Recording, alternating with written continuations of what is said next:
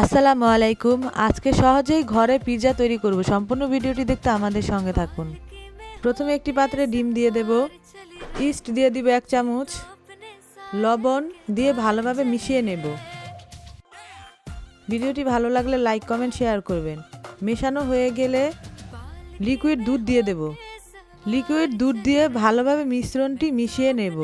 মেশানো হয়ে গেলে এতে ময়দা দিয়ে দেব। ময়দা দিয়ে আরও ভালোভাবে মিশিয়ে নেব। ডোটি তৈরি করে নেব। ডোটি তৈরি হয়ে গেলে উপরে ভালো করে তেল দিয়ে 1 ঘন্টার জন্য রেস্টে রেখে দেব। এবার মাংসগুলো তৈরি করে নেব। লবণ, সাদা গোলমরিচ, মরিচ গুঁড়া দিয়ে ভালোভাবে মিশিয়ে নেব। পিৎজা কার কার পছন্দ কমেন্ট করে জানাবেন। আদা রসুন বাটা দিয়ে আবারও ভালো করে মিশিয়ে নেব। মেশানো হয়ে গেলে আধা ঘন্টা রেস্টে রেখে দেব। একটি পাত্রে তেল দিয়ে দেব। তেল দিয়ে মাংসগুলো ভালো করে ভেজে নেব। উল্টে পাল্টে ভেজে নেব।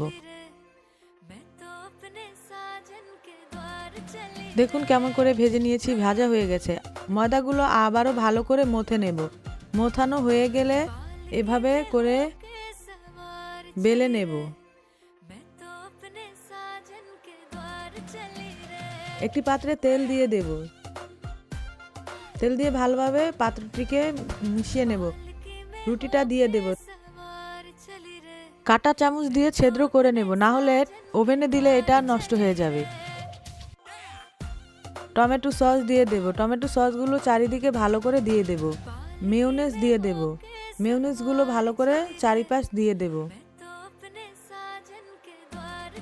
এই সসগুলো আমি ঘরে তৈরি করেছি। চাইলে আপনারা আমার পেজে দেওয়া আছে কিভাবে সসটা তৈরি করেছি দেখে আসতে পারেন। এই সসটা দিয়ে ভালো করে চারিদিকে দিয়ে দেব। ক্যাপসিকাম, টমেটো চারিপাশে দিয়ে দেব। ভেজে রাখা মাংসগুলো দিয়ে দেব। রিং করে কেটে রাখা পেঁয়াজ দিয়ে দেব।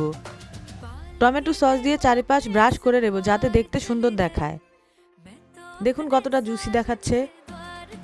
ওভেনে 180 ডিগ্রি সেলসিয়াসে দিয়ে দেব। 10 মিনিট ওয়েট করব হওয়া পর্যন্ত। হয়ে গেল আমার চিকেন পিৎজা।